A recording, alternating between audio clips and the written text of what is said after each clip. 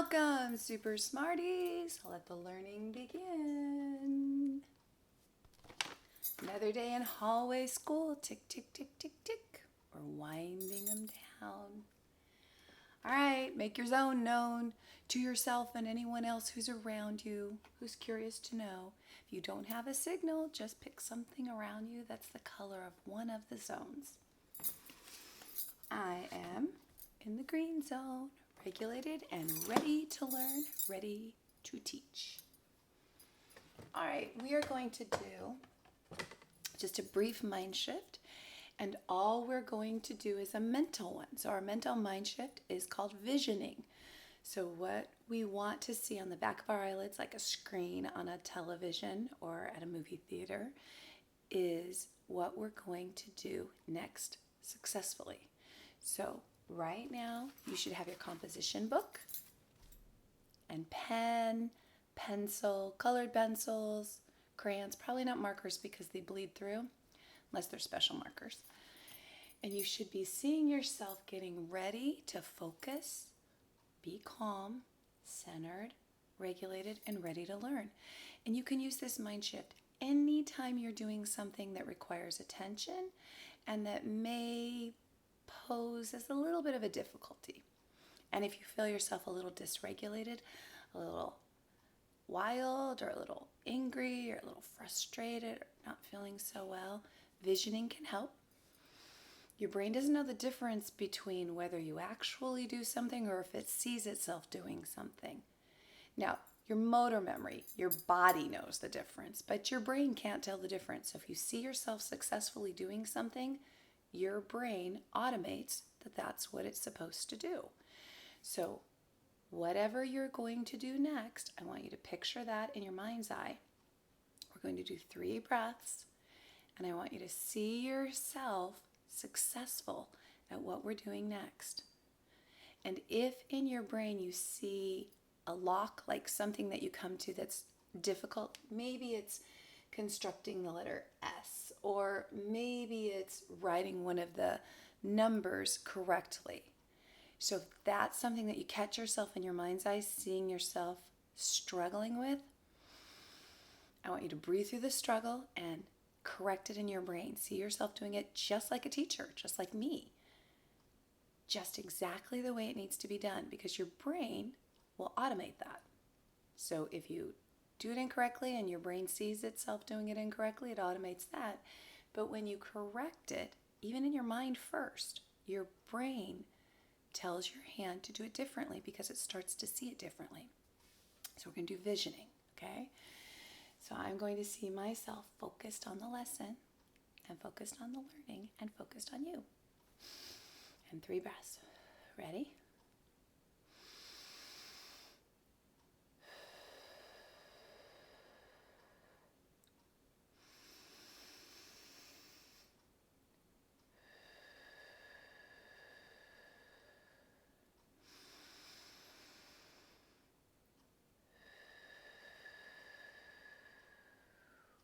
And then you come back to what's going on in front of us. That doesn't take very long, but just that stop and pause and see it a different way in your mind's eye can help you be successful when you're actually doing things. All right, so now let's push that visioning of seeing ourselves successfully doing this into us successfully doing this. Okay, so yesterday was the 18th. Time keeps passing. And all we really feel is the present. We have memories of the past and we have hopes and dreams about the future, but all we know is what's happening right now. So time feels a little funny when we assign it value, like a number and a name, because every day, especially now in a pandemic, every day kind of feels the same. It's a day, today, which is why it's important to do the calendar, because when the monotony of the days starts seeming normal, by coming in and labeling the days, that helps us recognize the passage of time. And by recording something that happens every day, we can reference back to what happened with us. So it's not even a bad idea to just journal a little idea of what's happening every day as it's happening. Okay, so it's no longer the 18th. We need one more than 18. So the 8 gets larger by 1. It's the last single digit numeral. 6, 7, 8, 9. So we'll say, let's go back to 16. 16, 17, 18, 19. I put a 1 in the tens place. I put a 9 in the ones place. 19. 5-19-20. So yesterday was not Monday. Or Tuesday. Yesterday was Monday because it says today is Monday. Let me change. I need a little face space. Ooh, my marker does not seem to be working particularly well, so I'm going to retire that one and grab a new one. Oh, much better. Blaze the face space. Okay, so yesterday was Monday. Yesterday was Monday.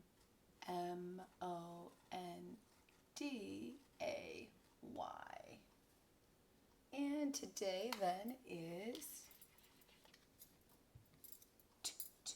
Tuesday. I can move that up. Capital Tuesday. We need a period here and a period there. And I'm going to think in my smart brain. Sunday, Monday, Tuesday, Wednesday. Monday, Tuesday, Wednesday. Sunday, Monday, Tuesday, Wednesday. Capital WEDNESDAY.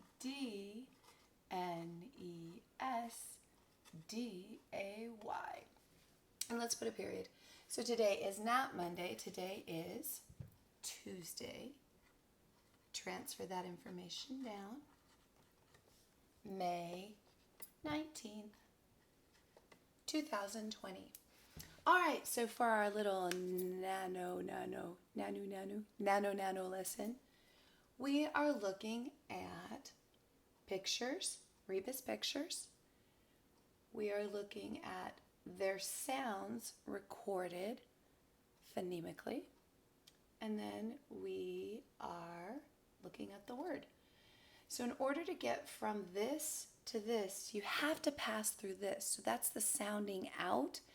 Now, if we did it phonetically, we would not put all, we'd just put a C and an R for car, K-R, because we don't hear the A. But if we want it accurately, I'm putting in all the letters so that you hear the letters, hear the sounds, and see the letters that comprise or make up those sounds. All right, this is a picture of a little what? Bird. Let's do the sounds for bird. First, let's say the word bird. Now let's do all the sounds. B-er-d. We hear 3 sounds. So I have 3 recording lines for those sounds, but this is the of girl. So it's a vowel and a consonant. And remember we said every word has to have a vowel in it. That's the glue that holds the word together. So even though we hear b, which is a consonant, B, which is a consonant, R, D, which is a consonant, D, there's no vowel in there. We don't hear the vowel, but we know that the rule is there has to be one. The words are glued together with the vowels. So it's of girl. So we have b, d. So I have 1 line for each sound, but on this line, 2 letters are sitting because it requires a vowel to be involved in the word. So this is a bird. B-er-d. Bird. Look at this one. Here's a car. Car. Let's do the sounds. K-R. Just like bird, you don't hear the glue, but you see it. So this is the R of star. K-R. Car. Look at the next one. Here is a fish. Fish. Let's do the sounds for fish. F-f-ish. This time we heard the vowel, but at the end we heard sh, which is a digraph made up of these 2 letters. They die to their original sounds. They don't say s. This is not a f-s. This is a fish, like the silent sound. S-H. So on this third line, 2 letters are making that one new sound. So to record it, we need to put both of the letters. But when we hear it, we don't even know what those letters would be unless we know about digraphs. So take a picture. It's really important that you remember, because this shh isn't just something a teacher and a parent says to you when they need you to be a little more quiet and listen. Shh. It's the sound of exhaled breath. Shh. Which is what calms us down, which is why parents and teachers do it. Shh. Because they're trying to calm themselves down, because you're irritating them. But you're going to see that shh. You're going to hear it a lot, but you're going to see the shh, SH in a lot of other words. Fish. And this is a what? Dog. Dog. D-A-G. 1, 2, 3. Look. D-A-G. We hear the consonant, we hear the vowel, we hear the consonant, and that makes up the word of dog. But if you look carefully, only one of our words actually had a letter for each sound. This is why our language is so confusing. You have to pay close attention or you're going to miss the learning. Stop, look, listen. You don't know what you might be missing. All right, make sure that you've transferred all of this into your composition book and come back and rejoin this idea of learning to stretch out that learning and get some traction action on it. Try some different words. Pick up pictures, cut them out of magazines maybe. Try isolating each of the sounds, and then try recording the letters, and then ask someone who's bigger what it would look like if you read it in a book or you saw it in a dictionary. All right, let's move on. Moving right along. My favorite part of the day, besides bedtime. Learning field trip. Build up your schema. Climb on the bus. Honk, honk, beep, beep.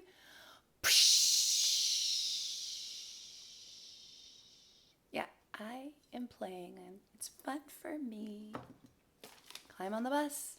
Let's go. All right, now if you look up at my board, you see a whole lot of pictures. I'm not sure you can see all the way to the bottom, so maybe I'll push this back just a little bit. Getting further away.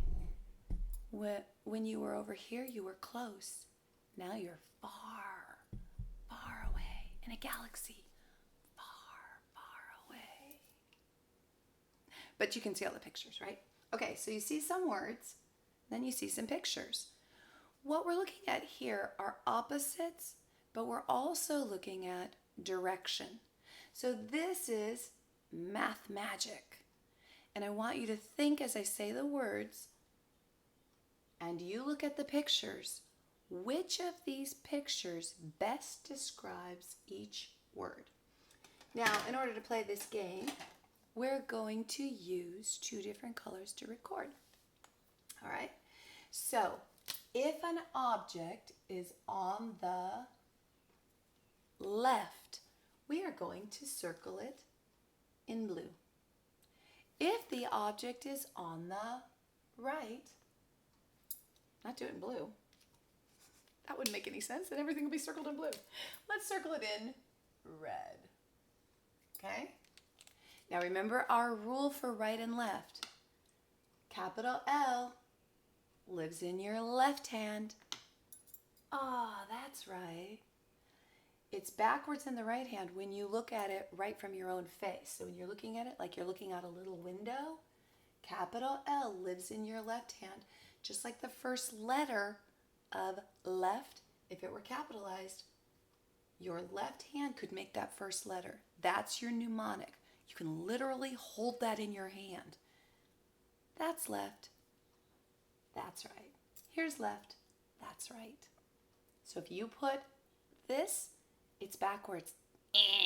That's not right. Left is here. That's right. Okay? So I have some hearts, some mittens, and some hands. This heart is on what side? left, or right? It's on the left, which means that one is on the opposite side. It's on the right. This mitten is under the heart that's on the right. So is this mitten on the left or on the right? It's on the right. This mitten is opposite of the mitten on the right. So is it on the right or is it on the left? It's on the left. Now this hand is below two other objects that are circled in red. So if we were to use this as our clue, our cue to think, and our clue as to which side this hand is on, could we presume that it's on the right, or would we presume that it's on the left? We would presume it's on the right, because all of the objects on this side are circled in red. Our assumption could be, our smart guess could be, our prediction could be that this is also on the right, and it is.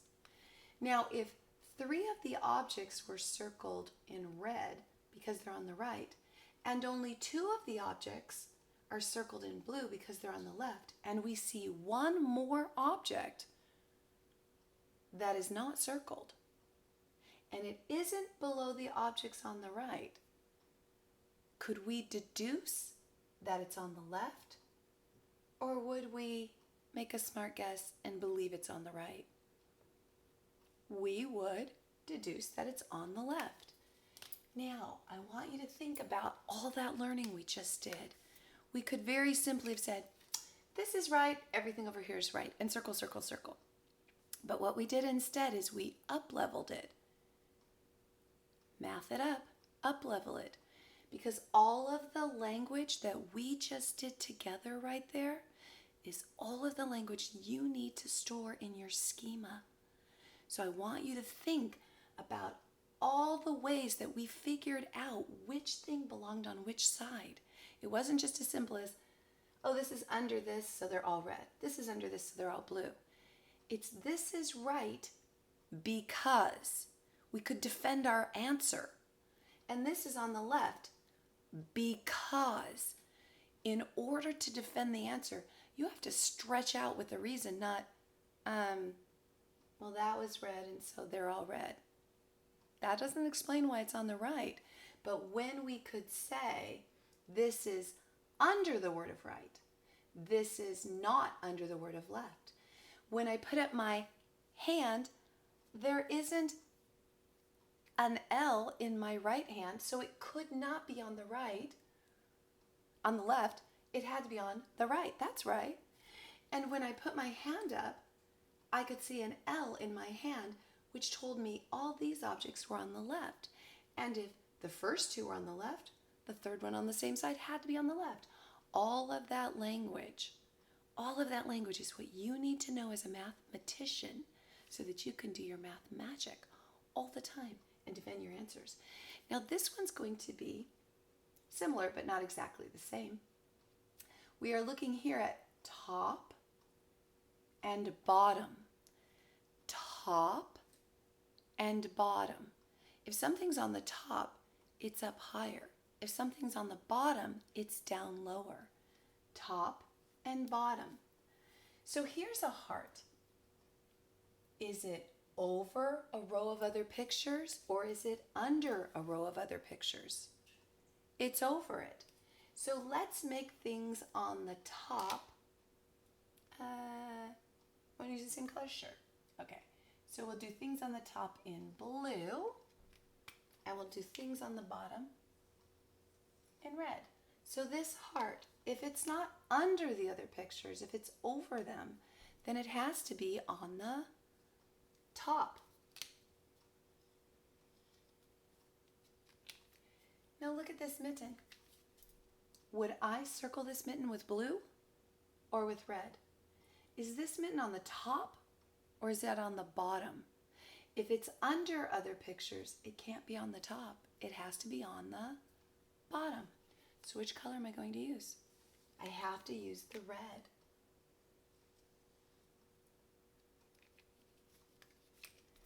Now, how about this flower? Is this flower under or over another flower? It's under it. Is it next to something that's circled with red, or is it next to something that's circled with blue? It's next to something circled with red. So is this flower on the top or on the bottom? It's on the bottom. Now, how about this mitten? Is this mitten on the top or on the bottom? It's on the top. Do we circle with red or with blue? We circle with blue. How do you know that? Because it's next to a heart that is circled in blue on the top, and it's over or above a mitten that's circled in red. Now look at this heart. If this heart is circled in blue, this one has to be circled in what? Red. Why?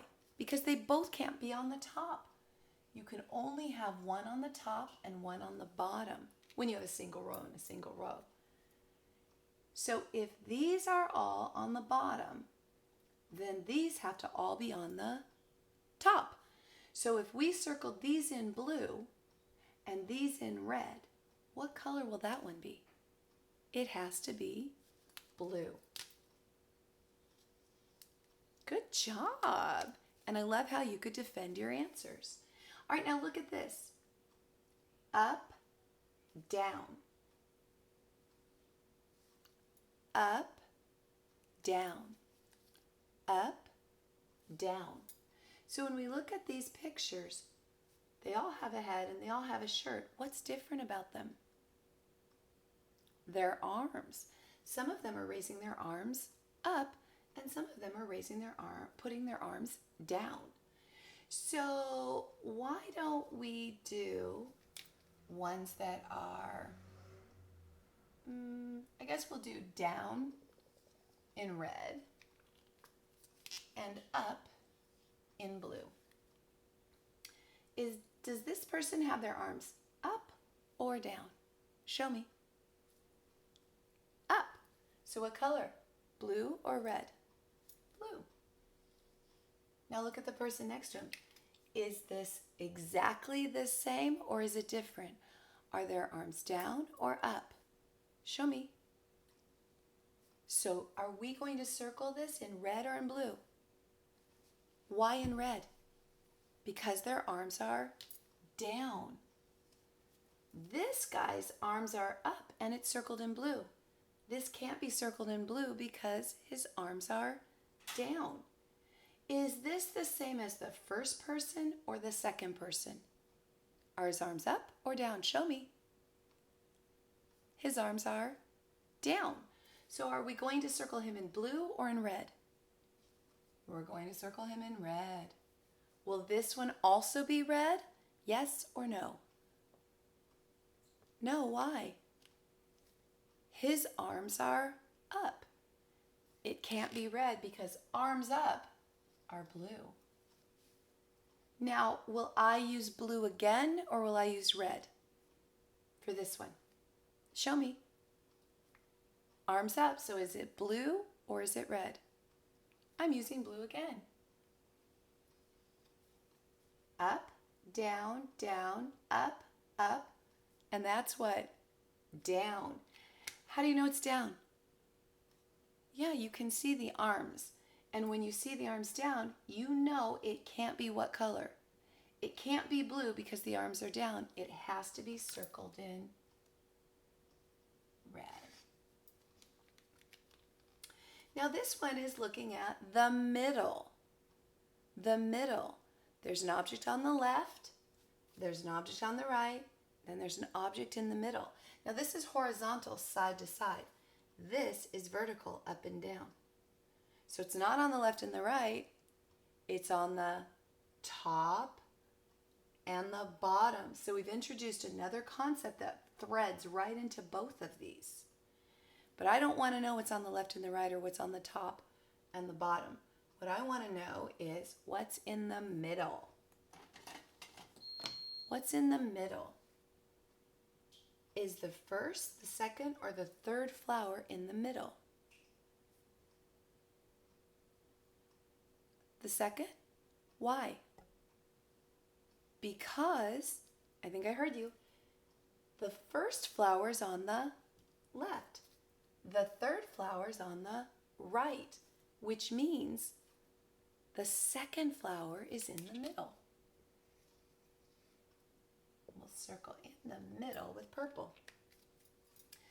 Now how about here on the hearts? Which one is in the middle? The first, the second, or the third? Again, I heard you say the second, but it's not left and right. What is it this time? The first one is on the top. The third one is on the bottom, which means the second one is in the middle. Now let's look at the next one. Inside, outside.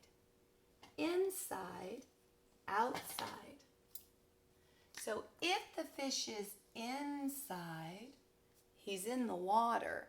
So happy. If the fish is outside, he's on the land. Can a fish survive on land? No, because he has gills. He doesn't breathe air the way we do. He breathes through the water. He sucks the air out of the water, filters the air out of the water with his gills. We don't have gills, so if we're underwater, we drown. And he has gills, so if he's out of water, he suffocates. Okay, so look at the fish. Here's a fish bowl. Is this fish inside the bowl or outside of the bowl? He's inside because you can see the bowl is all around him. I'm going to circle the whole bowl. Is this fish inside the bowl or outside of the bowl? Since you don't see a bowl around him, you have to assume he's what? Outside of the bowl.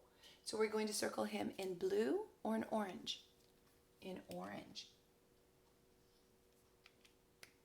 Now, where are these fish? Are they inside or outside of the bowl? They're outside of the bowl.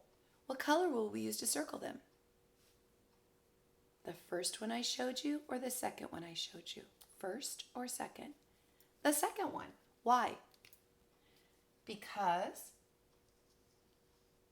fish that are outside of the bowl are orange. Fish that are inside the bowl are blue.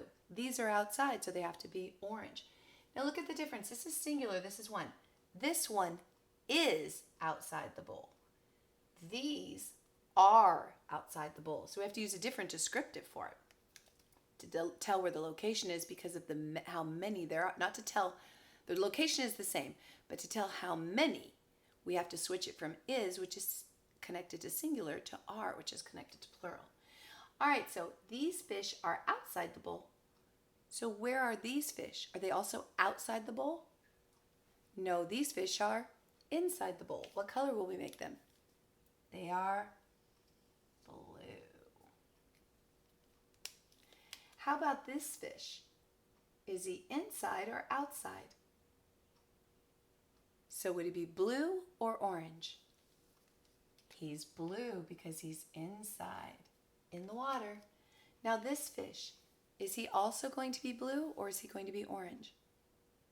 He has to be orange because he's not in the bowl. Now look here. Here are some bunnies by a plant. Some of the bunnies are far. Some of the bunnies are near. Far and near. When we started, you were near me, but then I realized you couldn't see the whole board, so I had to push the camera away. So now you are far. Near is close.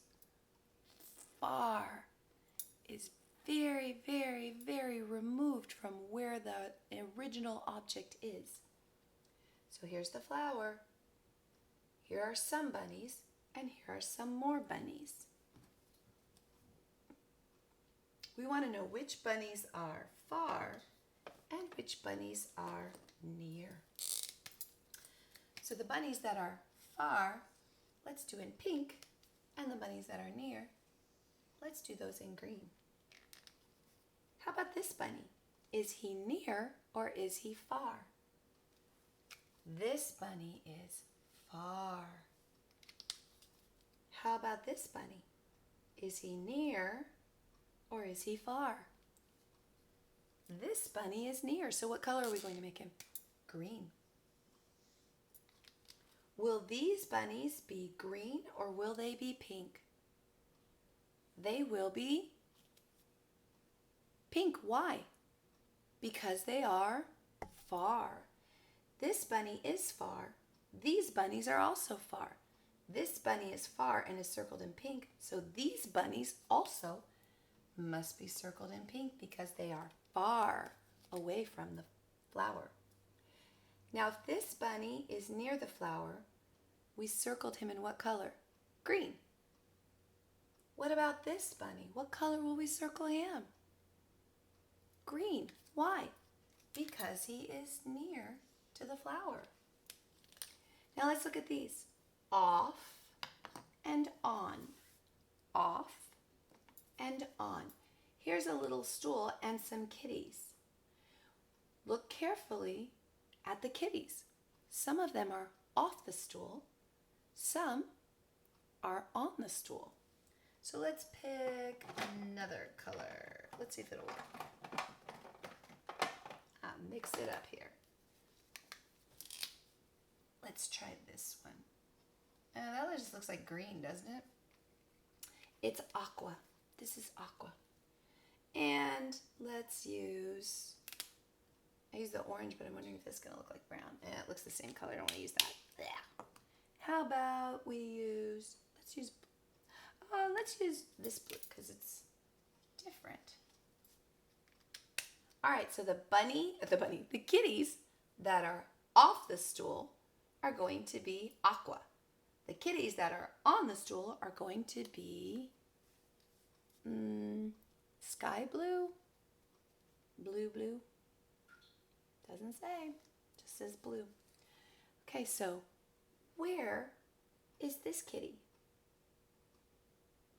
Is he on the stool or off the stool? He's off the stool. How about this kitty? He's off the stool. Are we going to make those kitties blue or aqua? Dark blue or aqua? They're going to be aqua because they are off the stool. So if these kitties are aqua, are we going to use aqua for this kitty or are we going to use dark blue? Dark blue. Why? Because this kitty is on the stool. Whew, that was a whole lot of language. Who knew you could take so few pictures and stretch out that learning so far? So today, you stretch out your learning at your house. Put things on and off. Put things to the left and to the right. Put things on the top shelf and the bottom shelf. Put some of your toys inside your house and take some of your toys outside of your house. Throw a ball up, watch it come down. Put your arms up, watch them come down. Go to the yard and jump up and then fall back down. And then stay very near your house and then run very far away. If you take a social distancing walk, stay very far away from other people that you don't live with and stay very near the people that you do.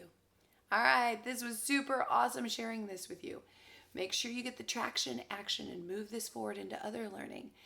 I loved spending time with you. I can't wait because I'm so looking forward to seeing you tomorrow. But until then, goodbye, super smarties. Here's some pride. Put it inside. And some love. You can use it now, or you can save it for later. Schema shop, shut. Store.